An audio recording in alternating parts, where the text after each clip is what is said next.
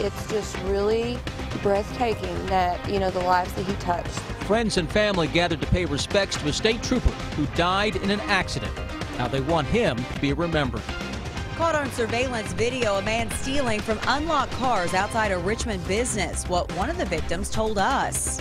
How the UK basketball team showed its appreciation tonight for hundreds of UK fans waiting in line for Big Blue Madness tickets.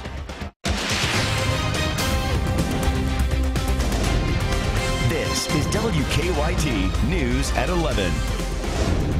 Good evening. We saw cloudy, cool, and at times rainy weather today, and we're still tracking some showers tonight. And don't expect much better weather for Friday. We begin tonight with WKYT meteorologist Jim Caldwell and your no-wait weather forecast. It has certainly been damp out there today, and it will continue. That is a trend that is locked in through the night and into the day tomorrow and probably into your Saturday as well. You can see the showers have kind of ramped up a little bit compared to what they were even earlier, at least here in central Kentucky. We had a good break in the action, but now it's all coming back together. From Georgetown to Versailles and to Nicholasville, you get out to Paris and right here in Lexington as well. We are tracking some of that rain. The heavier stuff showing up out around Masterson Station area, so you can kind of see the pocket of the rainfall there between Leestown Road and Georgetown Road. Still tracking that. We work our way toward the south along Man of War, close to Paul Lawrence Dunbar, and again another pocket of heavy rain passing through the area. No lightning or thunder showing up with these here, but we have had that earlier tonight. Out to Owensville, back to Frenchburg, and also toward West Liberty. They were seeing the rain earlier, but most of it's progressing back toward the west. It's all traveling north and west. Hour by hour run of our high resolution radar will show you overnight somewhat of a break, but then we get into your Friday and even more will start to develop again as we'll be tracking that same system. I'll break it all down with a full forecast coming up in just a few minutes. Jim, thank you. Friends called him a good man who enjoyed helping his community. Tonight, hundreds of people began paying their final respects to a state trooper who died in a tragic accident. Investigators say that Trooper Mason Flynn died Monday when he fell while helping a friend put a roof on a barn. He was off duty at the time. Trooper Flynn's visitation was held tonight in Pulaski County. Our Garrett Weimer has our top story at 11. Nothing could prepare these family members and these friends for losing Mason Flynn. He was only 24 years old. I'm a person who really don't want to see this happen to. But state troopers and other first responders came to say goodbye to their brother as this entire community grieves together. It's just really breathtaking that, the lives that he touched, the people that you'll see that you never even thought knew him, but, will come up and tell you how great of a person he was. The visitation started at 4, and for hours afterward, the parking lot stayed packed. Cars coming in, cars going out, all folks coming to pay their final respects for Trooper Flynn.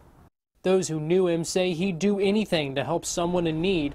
They call him a man full of faith. If there was anyone out there that he could bring to the Lord, he would travel 1,000 miles to get to that person just to say, hey, God loves you. Friends and family say they'll remember him as a good man and a good example, now and forever. He is. I'm not even going to talk to him about him in past tense. He is. rest in peace. He's in a good place. In Pulaski County, Garrett Weimer, WKYT. Trooper Flynn's funeral is scheduled for 11 tomorrow morning at the Center for Rural Development in Somerset. Tonight, federal investigators arrived on the scene of a deadly train crash at a New Jersey train station. Police say one person died and more than 100 others were injured when the train slammed into a barrier this morning in Hoboken, just across the Hudson River from New York City. As Marley Hall tells us, investigators aren't sure why the train crashed. Federal investigators will examine an event recorder and video recordings from the New Jersey Transit train that plowed through its final stop into a waiting area in the Hoboken terminal during Thursday morning's rush hour. From the event recorder, we hope to get information such as speed and braking. Eyewitnesses say the train was moving at a high rate of speed when it failed to stop. As it entered the station, it continued beyond the tracks, sending the 4 cars crashing through a main concourse barrier, then launching airborne into the platform area. Kaboom! The whole place shook. it was just chaos. Running, it was really insane. Falling debris killed 34-year-old Fabiola Bitar de Kroon as she waited on the crowded platform. More than 100 others were hurt. Investigators will also determine whether technology that overrides a train engineer to slow or stop a train could have helped prevent the crash. Positive train control, if all the mechanical systems were working properly, should have stopped this train. New Jersey Transit trains do not have that technology, but it will be required by 2018. The train's engineer, 48-year-old Thomas Gallagher, was released from the hospital and is cooperating with investigators. Marley Hall, CBS News, Hoboken, New Jersey. Part of the century-old train station collapse, making it too dangerous for investigators to go inside until contractors can remove debris. We have another example tonight on why you should keep your car locked. Richmond police are looking for a man they say stole items from unlocked cars outside a business. But they hope surveillance video will help them find the thief. New at 11, WKYT Sabira Rayford talks to one of those victims. The Paddywhack and Irish Pub in Richmond has been busy celebrating Oktoberfest. The owner of the pub, Silas Smith, says they usually stay open until 1 a.m. But Smith says last week after hours, their parking lot was invaded. Well, apparently it was after we'd already gone home from work. It was about 4:30 a.m. A car got broken into. He says this wasn't the first time someone has come onto the property and tried to steal out of cars, so they decided to install a full security system to try and catch the thieves. Just the presence of seeing them there, I think, has deterred quite a few people. The new cameras caught this man checking cars to see if any were unlocked. After several attempts, he finally succeeded in finding an unlocked car. I was here that night and came back to my car, and a bunch of stuff was missing: my iPad, the case, all my cords, about $20 worth of change. Kristen Clemens says finding out someone had ransacked through her car was scary, but she says it was mainly frustrating. I had a lot of work information on my iPad that was gone, so. Smith says this doesn't happen often, but he wants to make sure his customers feel comfortable. He is hoping this time the security footage will lead to an arrest. In Richmond, Sabir Rayford, WKYT. And so far, Richmond police have not made any arrests. They say that some recent thefts from cars outside the Olive Garden restaurant in the Richmond Center could also be connected. New tonight, Lexington police are looking for a woman they say has been passing counterfeit money. They say the woman seen in these surveillance pictures used fake $5, $10, and $20 bills at Meijer and Walmart stores around Lexington. Police say she later returned the merchandise she bought with the fake money to exchange it for real cash. In a little less than 24 hours, tickets for Big Blue Madness will be handed out, but hundreds of fans have been camped outside Memorial Coliseum since yesterday, waiting for that moment. Tonight, they received a treat from the UK basketball team. WKYT's Monique Blair has the story. Coach Cal may have said it best tonight as he got on stage and spoke to the eager campers. Our fans, Big Blue Nation, is what separates us from everybody else. And although Coach Cal said he couldn't believe the campers were still in good spirits after getting soaked by the rain Wednesday, he said he couldn't blame them. When I was growing up, I would have been right there with you. My dad would have made me camp out to get those tickets. The Big Blue Nation fans here tonight just full of energy to have this unique experience. I got Cal's autograph, and I like it because he did it in blue, and so because, you know, it needs to be different than all the players. Now, there is no doubt fans were excited to hear from Coach Cal and to hear what he had to say about the upcoming season. But there is possibly a chance fans out here were just a little bit more excited for when the players came out and mingled with the crowd. You get my hat right here underneath too? Yeah. This moment, some say, is the most exciting part of the entire nearly week-long camping excursion. No other program lets you mingle with the players and interact with them like they do here. The moment fans got their first up-close look at the freshman players. I say cheese! And the moment they got to see some of the already well-known fan favorites. I do want your autograph. I'll sign. Memories were made for many that will last a lifetime. In Lexington, Monique Blair, WKYT. It is a pretty cool experience. Coach Cal told the campers for the first time ever, all the players were in Lexington for the summer, so they were able to get a chance to know one another. Madness tickets will be handed out tomorrow night at 10. A scathing state audit has raised some questions about how the Department of Criminal Justice Training spent money. What the investigation found in 9 minutes. Also ahead on WKYT News at 11, what investigators say led to a Lexington daycare worker being cited and losing his job. Now, your hour-by-hour forecast with meteorologist Jim Caldwell. Dreary day, chilly night, and that will be the same case again tomorrow. But the only difference is the low that's been keeping the nasty weather around backs off just a little bit. But the pattern stays unsettled. Let's get right to our temperatures out there. They are steady in the low and mid-50s tonight. It's 56 right now in Lexington with rain passing through again. 50 down the road into Monticello. Looks like that is the cooler spot we're going to find across Kentucky out of the official reporting sites. There's the next batch of rain that has been showing up past few hours. What's happening is our low is starting to jog a little more toward the west. And as it does, the overall flow and some of the heavier rain has returned to parts of central Kentucky. It was in eastern Kentucky and West Virginia for the longest time, but now showing up around here as well tonight from Frankfort to Georgetown, here in Lexington, back toward Paris, Cynthiana, all the way up into Carlisle as well. So it's just an active night out there. We were tracking some heavier rain a little bit earlier right along Leestown Road. That has started to weaken a little bit, but still coming down a little bit heavier around Masterson Station and other parts of Fayette County as well, seeing some light, steady rain. Versailles, you had a good little soaker pass through there within the past 2 or 3 minutes, now moving out, but another will likely fill in for you, so the steady rain will continue. Let's move toward the east into Owingsville. They're right along Interstate 64. For a while, Moorhead was just hit with round after round, but that general westward progression continues. So now you can see where the heavier rain is located. All in all, it's wrapping around an area of low pressure that is sitting and spinning and feeding that moisture backwards, all right into, as I mentioned, right back into central Kentucky. It was in eastern Kentucky with the rounds of thunderstorms today earlier as well.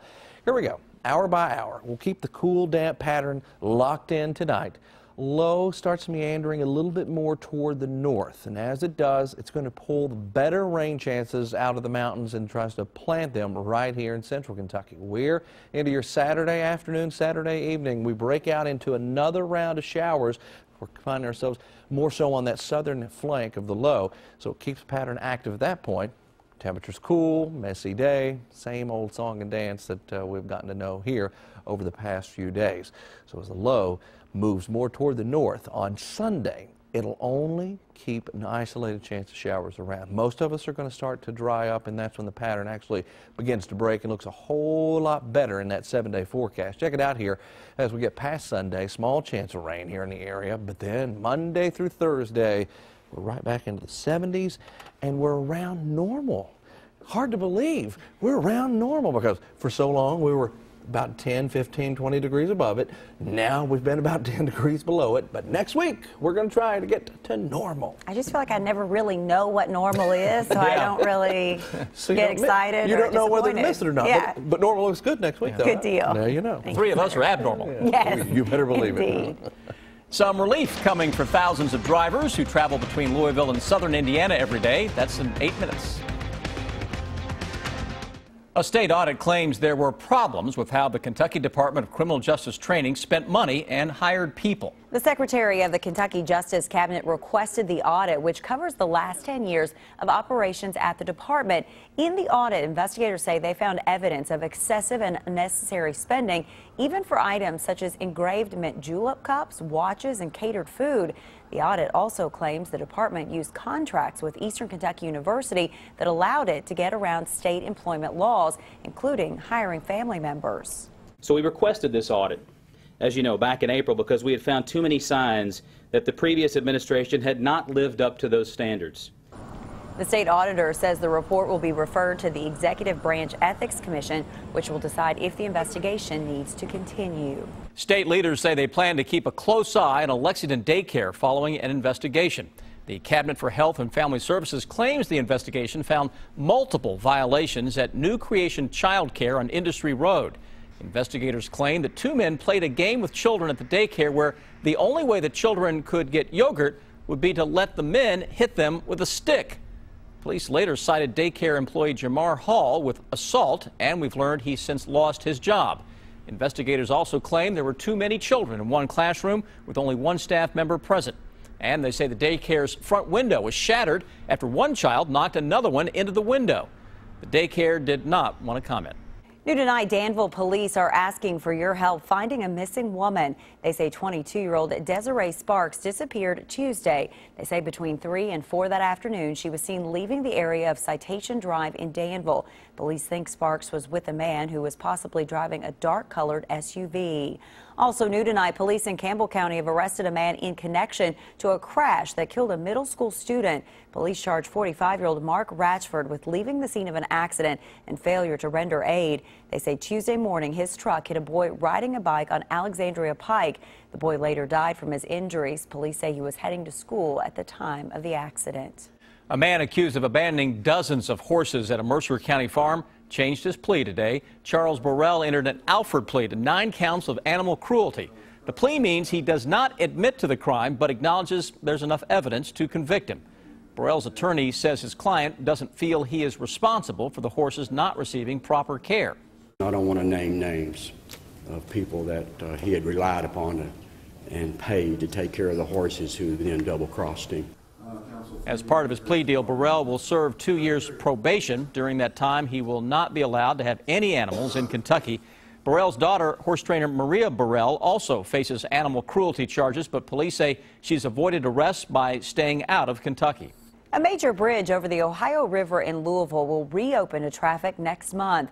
Over the last 9 months, the Kennedy Bridge has been closed for nearly $22 million worth of extensive improvements.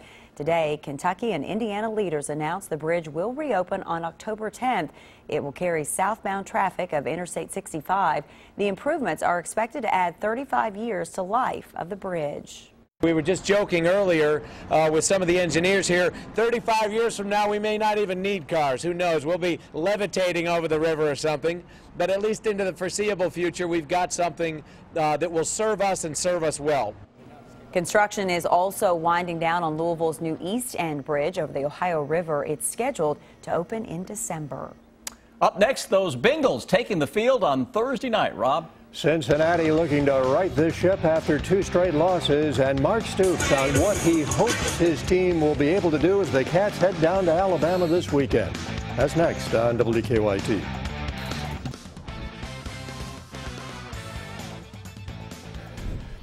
After practice this afternoon, Mark Stoops said it's been a good week as his team now has just one more day to get ready for Alabama in Tuscaloosa. Now, it's no secret that the coaches were not happy with the offense after yesterday's practice. Stoops explained that the practice was split, starting outside in the rain and then going indoors to finish. I wanted to get some work in the rain with quarterbacks handling the ball and handoffs and all those things. So we practiced in the rain for a good bit. And then towards the end, it was just coming down extremely hard. You couldn't get anything done. So we went in for the end of practice, and then that focus slipped a little bit and went inside and didn't carry the same concentration that we were doing the first part of practice, and went inside there and had a couple drops and just wasn't quite the focus we need. Alabama linebacker Tim Williams charged with carrying a pistol without a permit after campus police smelled marijuana coming from his parked car early this morning. Williams is a projected first-round draft pick. Nick Saban saying after practice today that the conduct of Williams will not be tolerated. Number 1, Alabama and Kentucky down in Bryant-Denny Stadium Saturday night, 7 o'clock. It's on ESPN. Thursday night football in the NFL, Dolphins and Bengals. Cincinnati leading 3-0. Ryan Tannehill pumps right and then launches left. Wide open is Kenny Stills. 74 yards for the touchdown, and the Dolphins lead 7-3. The Bengals bounce right back. The combination of Andy Dalton and A.J. Green is lethal. Dalton on the move, going deep to Green, makes the catch, a gain of 51. What a night for Green. Dalton fires to Green in the flat. Green with 80 receiving yards in the first quarter alone. 10-7 Cincinnati. A.J. Green, 173 yards. Mike Nugent, 5 field goals, 22-7 Bengals. The only game tomorrow night here in Lexington featuring a pair of city teams will have Bryan Station teeing it up with Lafayette. These two teams can score a boatload of points. But last year, that was what everyone thought it would happen, and instead it was 19-12. Lafayette winning in the rain, and we could have rain again tomorrow night. How will the weather affect the game plan tomorrow? We're a run-oriented team anyway. We might run the ball a lot more if it's raining. But the weather, that rain can cause a lot of issues on both sides of the ball, being able to secure and hold on to it. So, prayerfully it doesn't, but we'll be ready to deal with whatever.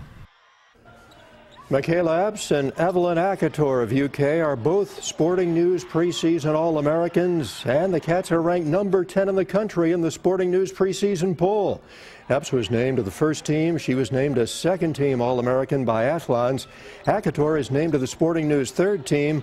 She transferred in and was a key addition last season, averaging more than 11 points and 9 rebounds. The United States has won just one of the last 7 Ryder Cups, but the Americans are favored when play begins tomorrow morning at Hazeltine in Minnesota.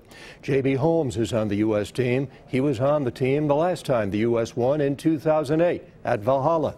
But Zach Johnson wasn't on the team 8 years ago, and he's hungry. I mean, if there's anything that's kind of left on the docket, it's the fact that I have not been on a winning Ryder Cup team yet. And, I'm not suggesting it's going to be this week because that's not the right thing to say, or it's not realistic, but I like the opportunity presented this week, and I'm excited to get out there and compete. All right, J.B. Holmes will not play tomorrow morning. You can go to WKYT.com. We have the morning matchups. All the coverage tomorrow is on Golf Channel. The matches start at 8:30 in the morning. We'll be right back.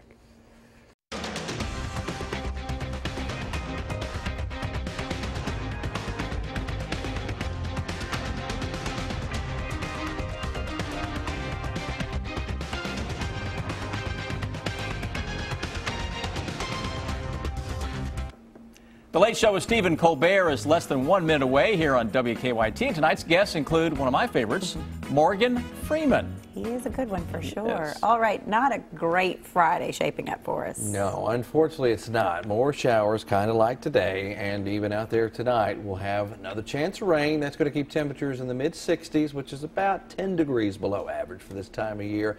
But you notice once we get past the weekend, next week things start looking up for us. We're back in the 70s, around normal, and normal is a good thing. We keep hoping you'll change, but you are steadfast in keeping with this forecast. Unfortunately, it looks like it's solid. Thanks for watching.